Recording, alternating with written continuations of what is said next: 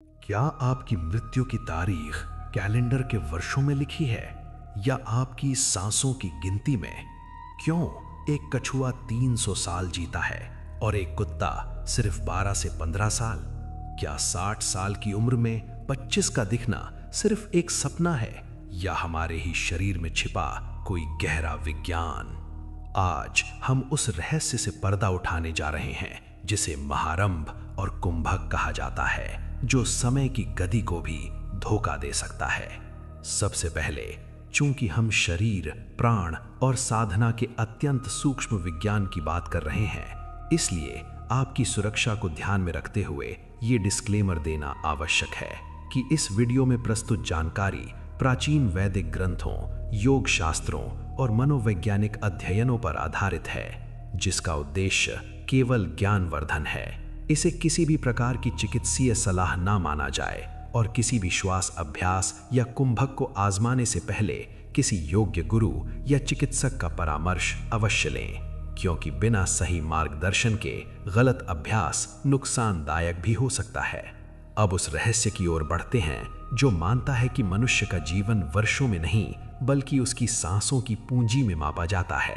ठीक वैसे ही जैसे आपके बैंक खाते में एक निश्चित धनराशि हो और आप उसे जितनी तेजी से खर्च करेंगे आप उतनी जल्दी कंगाल हो जाएंगे, ठीक उसी तरह कुदरत ने हमें जन्म के समय सांसों का एक निश्चित खजाना दिया है। भारतीय दर्शन और शिव स्वरोदय शास्त्र जैसे प्राचीन ग्रंथ ये स्पष्ट रूप से कहते हैं कि ब्रह्मांड में समय जैसा कुछ नहीं है। सब कुछ ऊर्जा का खेल है और इस ऊर्जा का वाहन हमारी सांस है।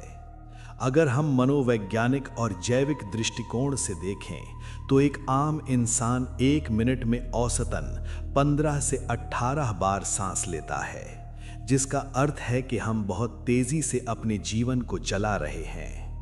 जब आप क्रोध में होते हैं, कामुकता में होते हैं या बहुत ज्यादा तनाव में होते हैं तो ये गति और बढ़ जाती है, जिससे शरीर के सेल्स या कोशिकाएं तेजी से ऑक्सीडाइज होते हैं और बुढ़ापा समय से पहले ही दरवाजे पर दस्तक देने लगता है। विज्ञान भी अब टेलोमेरेज के सिद्धांत के माध्यम से ये मान रहा है कि तनाव और तेज श्वसन प्रक्रिया हमारे डीएनए की उम्र को कम करती है। लेकिन हमारे ऋषियों ने हजारों साल पहले ही जान लिया था कि अगर इस खर्च को कम कर दिया जाए तो उम्र को रोका जा सकता है। इस सिद्धांत को समझने के लिए हमें प्रकृति की प्रयोगशाला में झांकना होगा, जहां 2 जीव इस रहस्य के सबसे बड़े गवाह हैं, कुत्ता और कछुआ। एक कुत्ता जो हमेशा बेचैन रहता है, मुंह खोलकर हाँफता है और 1 मिनट में 25 से 30 बार तक सांस लेता है। उसका जीवन काल मुश्किल से 12 से 15 साल का होता है। वहीं दूसरी ओर कछुआ है जो 1 मिनट में मुश्किल से 3 से 4 बार सांस लेता है और यही कारण है कि वो 200 से 300 साल तक जीवित रहता है। ये केवल एक संयोग नहीं है, बल्कि ये प्रकृति का वो एल्गोरिथम है जो बताता है कि जिसकी सांसें जितनी गहरी और धीमी होंगी उसका जीवन उतना ही लंबा और युवा होगा। ये तथ्य हमें ये सोचने पर मजबूर करता है कि क्या हम अपनी सांसों की गति को नियंत्रित करके अपनी जैविक घड़ी, बायोलॉजिकल क्लॉक को धीमा कर सकते हैं। मनोविज्ञान और आध्यात्म का मिलन यहाँ बहुत ही रोचक हो जाता है, क्योंकि जब हम अपनी सांसों को रोकते हैं या धीमा करते हैं, जिसे योग की भाषा में कुंभक कहा जाता है, तो हमारा मस्तिष्क सर्वाइवल मोड से हटकर हीलिंग मोड में चला जाता है। हठ योग, प्रदीपिका और घेरंड संहिता जैसे ग्रंथों में बताया गया है कि जब सांस रुकती है तो मन भी रुक जाता है और जब मन रुकता है तो शरीर में क्षय, डिके की प्रक्रिया थम जाती है। आम इंसान को लगता है कि सांस लेना ही जीवन है, लेकिन योगी जानते हैं कि सांस को भीतर रोककर उस प्राण ऊर्जा को शरीर के कण कण में स्थिर कर देना ही असली जीवन है, जिसे महाआरंभ की अवस्था की ओर पहला कदम माना जा सकता है। ये कोई जादू नहीं है, बल्कि शरीर के अंदर ऑक्सीजन और कार्बन डाइऑक्साइड के संतुलन को बदलकर सुप्त शक्तियों को जगाने की प्रक्रिया है। लेकिन यहाँ एक बहुत बड़ा पेंच है जिसे समझना हर किसी के बस की बात नहीं है, क्योंकि सांसों को रोकना मात्र नाक बंद करना नहीं है, बल्कि ये प्राण को सुषुम्ना नाड़ी में प्रवाहित करना है। जब कोई व्यक्ति 60 की उम्र में 25 का दिखने की बात करता है तो वो कॉस्मेटिक सर्जरी की बात नहीं कर रहा होता, बल्कि वो अपनी कोशिकाओं सेल्स को उस अवस्था में ले जाने की बात कर रहा होता है जहां मृत्यु की प्रक्रिया एपोप्टोसिस को स्थगित कर दिया जाता है।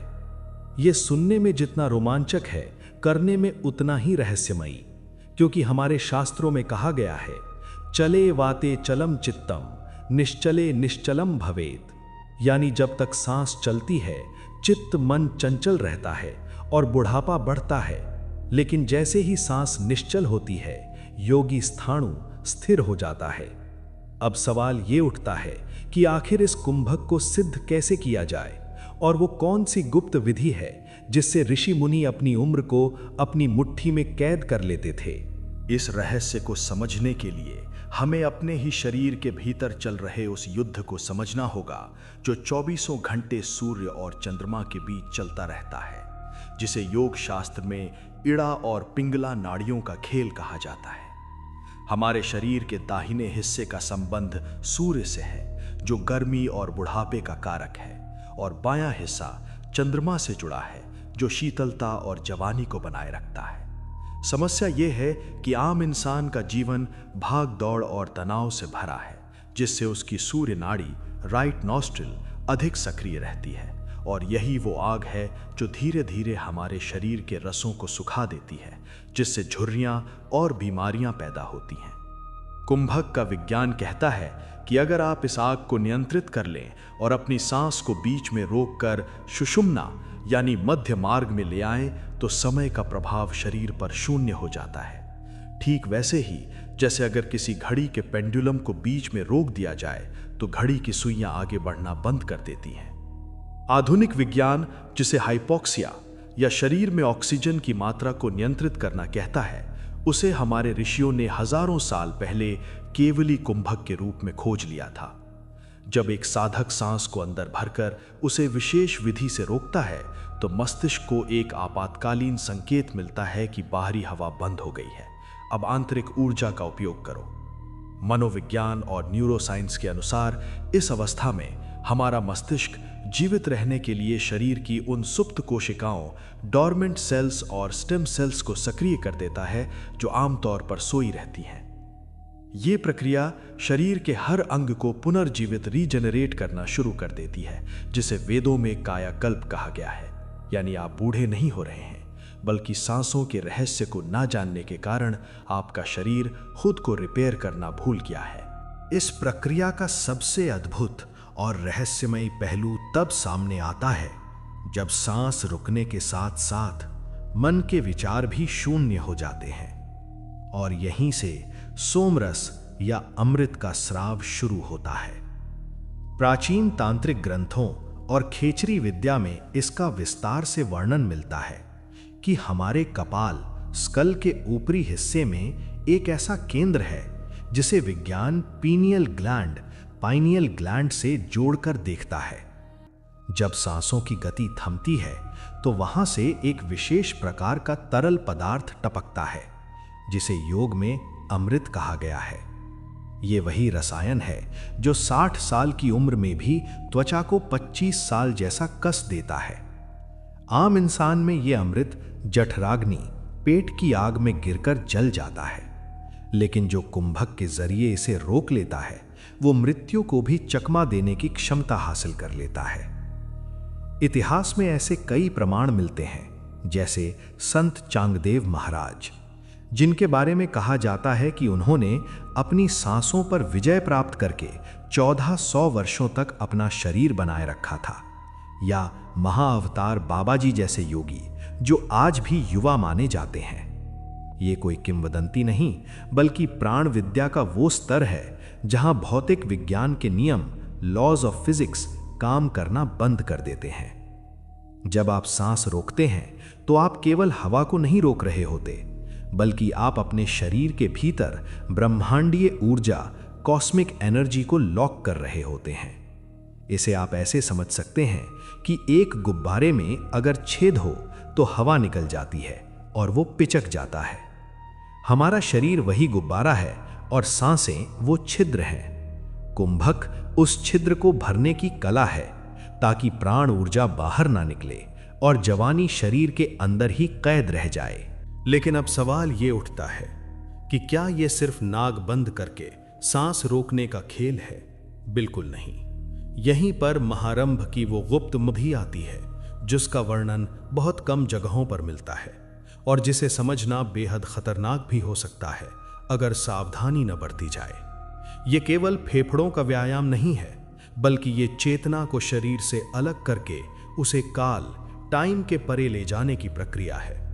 जब महारंभ कर्कित होता है तो इंसान को भूख, प्यास और नींद की जरूरत खत्म होने लगती है, क्योंकि उसे ऊर्जा भोजन से नहीं बल्कि सीधे आकाश तत्व से मिलने लगती है।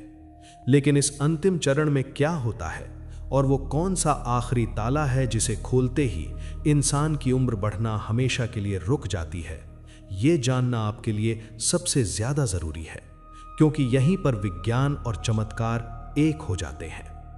इस महाविज्ञान की अंतिम परत को खोलने के लिए हमें भगवान शिव और माता पार्वती के संवाद विज्ञान भैरव तंत्र की ओर मुड़ना होगा, जहां शिव कहते हैं कि दो सांसों के बीच का जो खाली स्थान है वही भैरव है, वही अनंत है और वही महारंभ की असली कुंजी है।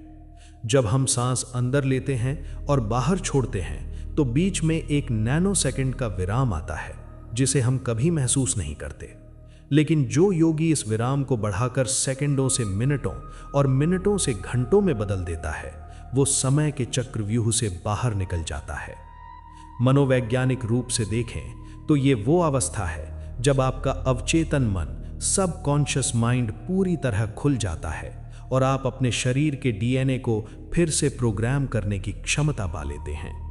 इस अवस्था में शरीर में एनाबॉलिक प्रक्रियाएं तेज हो जाती हैं, यानी टूटने फूटने की जगह निर्माण की प्रक्रिया शुरू हो जाती है, जो कि चिकित्सा विज्ञान के लिए आज भी एक पहेली बनी हुई है कि कैसे कोई व्यक्ति स्वेच्छा से अपनी हृदय गति और चयापचय मेटाबॉलिज्म को इतना धीमा कर सकता है।